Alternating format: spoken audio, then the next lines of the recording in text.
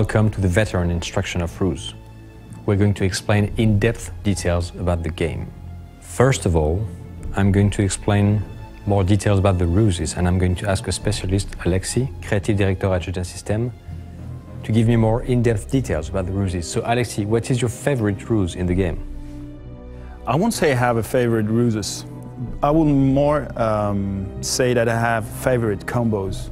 For example, if I want to attack the enemy and do a great charge, a powerful charge, I will use the Blitz with the Fanatism, meaning that all my units will go twice their speed and they will not root, even if they get substantial damage.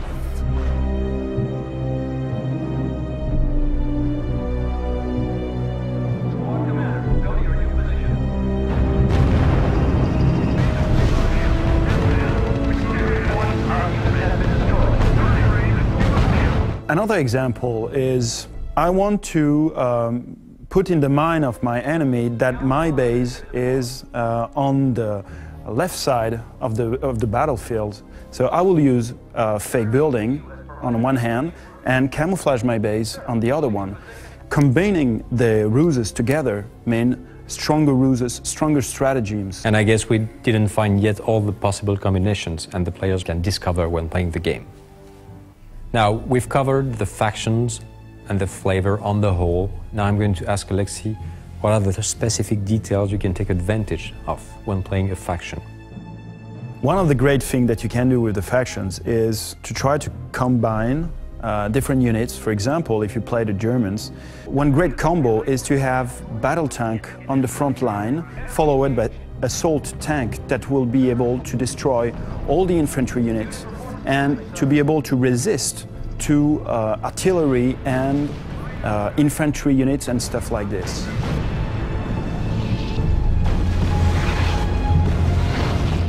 Also, when you face a German player, you will have to deal with the 88 guns, which are deadly for your tanks and have this huge range of fire. So you will need, if you want to make an offensive with tanks, have also some artillery units in order to destroy those units that doesn't have any armor on them.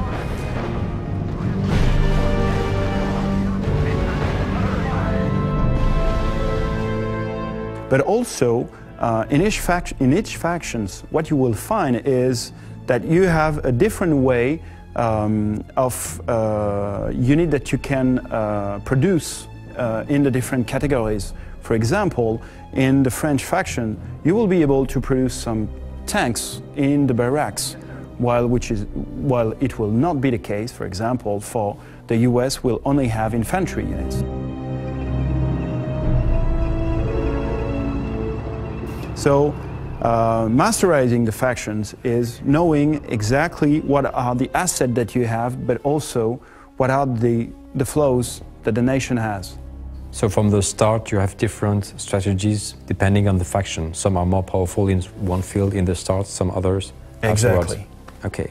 I suppose you have played multiple matches, even in teams possibly, but the game also incorporates lots of options to change your multiplayer experience. So Alexis, can you explain what are these options and how you can make a different experience? You have a lot of options, but the most important options you have is by selecting the time of the battle. So you can play a match in 1939 or a match in 1939 to 1942 and the classical match where you have units from 1939 to 1945. Each of this time period will allow you or prevent you from making research for new units. For example, when you will play in 1939, you will have no research available, which means you will have very short amount of unit to play with.